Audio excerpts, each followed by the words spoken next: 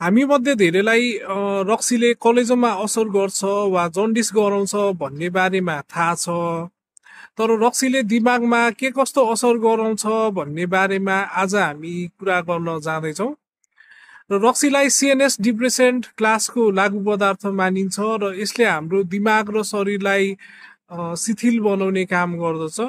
त्यसैले रक्सी खाएको केही समयपछि हामीलाई एकदम रिल्याक्स भएको महसुस हुन्छ। तर यसले हाम्रो निर्णय क्षमता, एकाग्रता र ध्यानमा भने नराम्रो असर पारिरहेको हुन्छ। त्यसैले रक्सी खाएर गाडी चलाउनु, पौडी खेल्नु जस्ता कामहरू गर्दाखेरि एकदम जोखिमपूर्ण हुन्छ।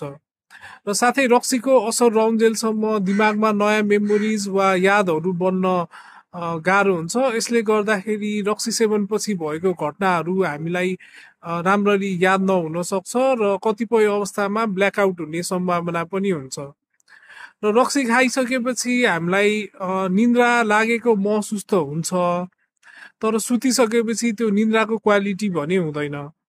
र रक्सीले गर्दाखेरि निन्द्रामा घुर्ने सम्भावना बढ्न जान्छ, श्वास प्रश्वासमा गाह्रो बनाउँछ र निन्द्राबाट बिचमा बिउज्यौ भने फेरि निदाउन एकदम गाह्रो बनाउँछ। र रक्सी खाएको केही समयपछि शरीरमा पानीको मात्रा पनि कम हुन थाल्छ र शरीरमा डिहाइड्रेसन हुन थाल्छ। यो बाहेक टाउको दुख्ने, मन आत्तिने, रिस उठ्ने, जिउ काम्ने, पसिना आउने जस्ता लक्षणहरू आउन सक्छन्।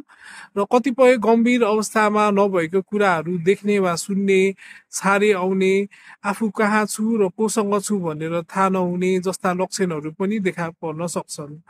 र आगामी भिडियोहरूमा हामी रक्सीको कारणले गर्दाखेरि दिमागमा हुने दीर्घकालीन असरको बारेमा कुरा गर्छौँ।